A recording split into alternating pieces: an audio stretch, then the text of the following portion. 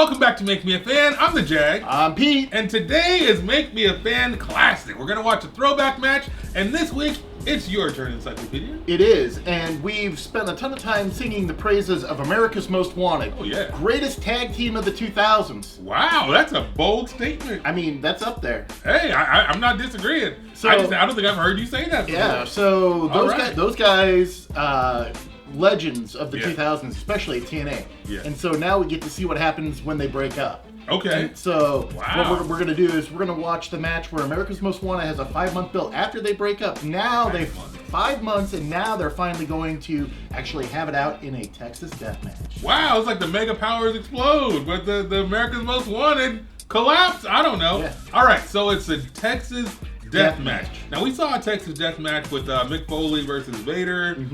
Tell me the rules again. So it's a standard no holds barred anywhere in the arena match. Okay. As soon as you're pinned, the person that's pinned has 10 seconds to get back to their feet, and if you don't get to your feet within the 10 seconds, you lose. Oh, okay, so this is like a last man standing match, but you have to pin them before the count begins. But and the falls count anywhere, so you can be pinned anywhere in the building. All right. And there's no disqualification. Okay, so this is a pay-per-view. This is at a pay-per-view. This is at Sacrifice 2007. All right, so this wasn't like a TV show. This is still in the Impact Zone? Yeah, so in Orlando. May 13th, 2007. All right, very cool. So, hey, we're going to watch America's Most Wanted break up. You got Harris, right? Yeah, Wildcat Chris Harris. And Storm. Yep, All Cowboy right. James Storm.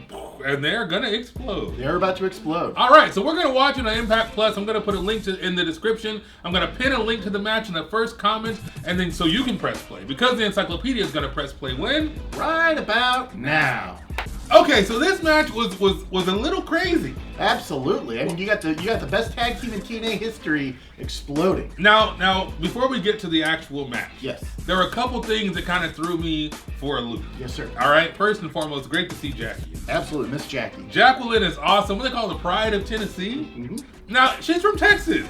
She is. She was like a former Miss Texas. We know Jackie's from Texas, so now she's the pride of Tennessee.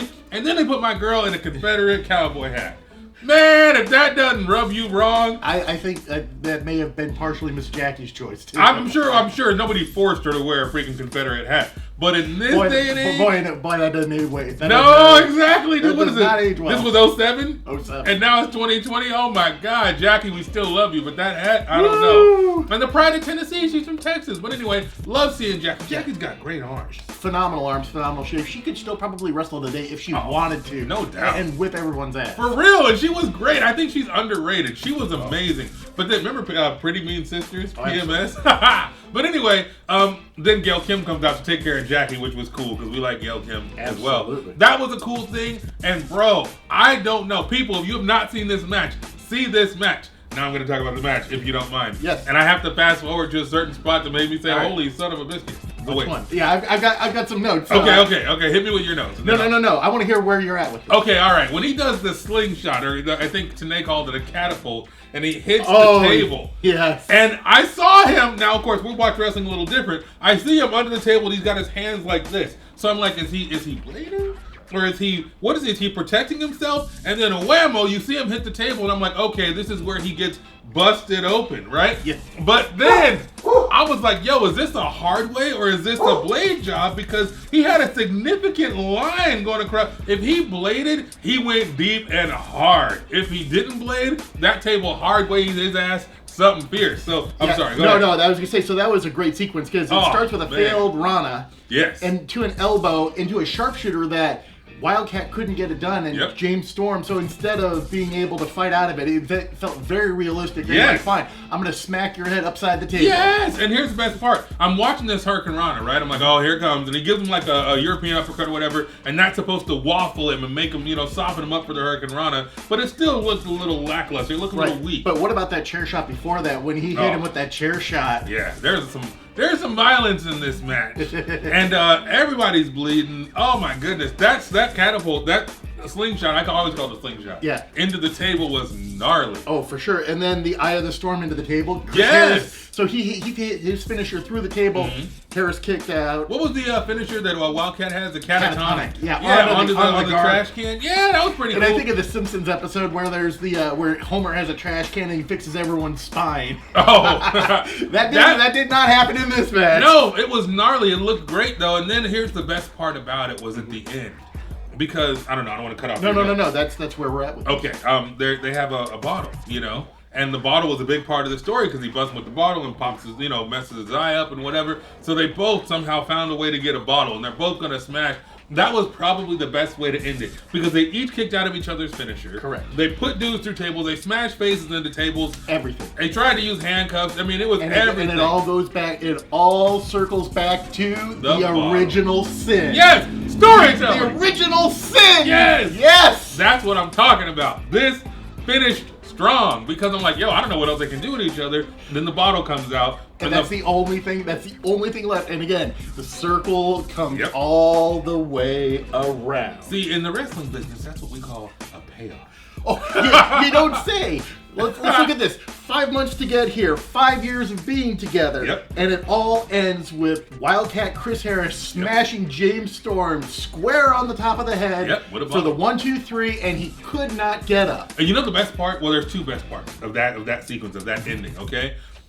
He can't get up, but you see him trying to get up. Exactly. And it's not the, now that Gale came down and now we know that that's going into the finish. That's not it. This is like, he's like, I have got to get up. I cannot let him beat me on this. Because imagine how many other wrestlers would have just lied there and just like... So they're like, all right, cool, dude. And he's milking the crowd. 9! Oh, I did it! But this guy is trying to pull himself up on the ropes and he just doesn't get there in time and he loses, which was fantastic. The other part of it, Chris Harris, when he takes the bottle and smashes it, the bottle doesn't do a grand shattering thing. And then he stands up. He stands up and lets it all fall. So you saw it. For the people in the cheap seats, if they didn't see it, because you didn't get the wonderful smash. Sound. You didn't get the sound and the shatter, because you saw in the package leading up to it, he had shattered it, you know? Exactly. You didn't get the shatter. But he wasn't going to let the fans miss it. He wasn't going to let them not see it. So he holds up the shot and just lets it rain out of his hand so you see the glass. And Mike Tenay and whoever else was on commentary is selling the crap out of it. Okay.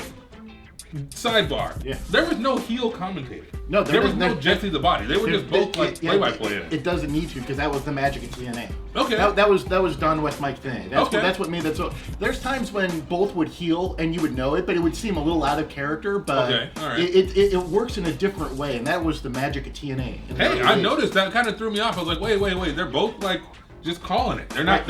Nobody has. It's very much Al Michaels, John Madden. Okay. That like there really isn't a babyface and a heel between John Madden and Yeah, no, good point. This was fantastic. Yes. Great match. So Dave Meltzer gave that 4 1/4 stars. You damn right, as well he should. And 64 people on Cage Match voted it with an aggregate score of 9.14. Damn, 9.14 is strong. That's and it deserves it. I would hope so. It's a blood feud. Yes. It's the ending. The circle comes all the way around. Yes. I mean, you say blood feud, it is indeed a blood feud because everybody bleeds. And I normally don't like death matches. I normally don't like a lot of blood. But the story sucked me in. That's the key. It was bleeding for the sake of like, I hate you so much that I will put you through tables. I will do everything to destroy you. Sidebar. Shout out to Hot Tub Sean, right? Yes. Who we love. He had posted something this morning, the day of recording, which is Saturday, right? He's recorded. He posted something. I used to hate death matches. I left the show early when they were going to start the death match because I didn't consider it wrestling. It wasn't my thing. And now I love it. I commentate and I call death matches and I love it. And I'm like, man, because I'm still not a death match fan. Right. But to kind of support Sean's point, if the story is there, like what we saw in the match today, if the story is there to support the death match, I'm all for it. Exactly. If it's just knife boards and, explosives and light tubes for the sake of light tubes, then maybe not so much. Right. But man, this had a great payoff. How do you feel about Sean's comment, first of all? Oh, no, for sure. Especially I think that we're going to see a rematch between Nick Gage and Ricky Shane Page. And it's going to be ultra, ultra violent. But You know, that's also kind of where it's built to with the GCW crowd versus the 440, the Ohio guys. So, like, we're building to this crescendo where it's going to be ultra violent, and unfortunately, Ricky Shane Page is not going to come back with the GCW heavyweight title. Well, let's just say that as the key word in everything you just said is what? Building. There's a story here, and as we get invested in the story, we don't mind, at least people who are not deathmatch fans, don't mind the gore or the violence because there's a reason for it. Exactly. It's done for a purpose. What was that word I said earlier? Oh yeah, payoff. And that's what we're missing in a lot of current television wrestling, if you will. There's no story, there's no build, there's no payoff. It's villain of the week or, monster jabroni of the week. And then it's, feed the big guy to Moxley. You know what I'm saying? And hope it comes out in the wash. Yeah, it was just sad. But hey, that's for another video. Perhaps a jab. But that was fantastic choice. Why did you pick this match?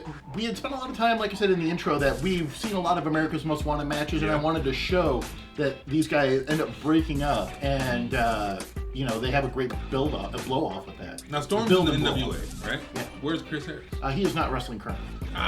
Chris Harris, if you ever want to come back, we would love to see you. Oh, for sure. I don't know what he's doing. He's on a milk carton. He's missing. But you know what? If you want to come back, we would love to see you. So, is that it? That's it. All right. So now we've got choices. Do you want A or do you want B? B. All right. We are going to make you a fan of Danhausen. Oh, tomorrow. It's Danhausen. Wow.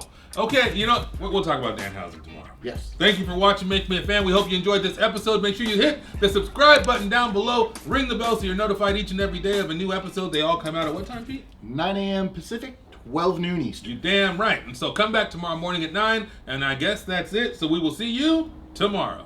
Take care.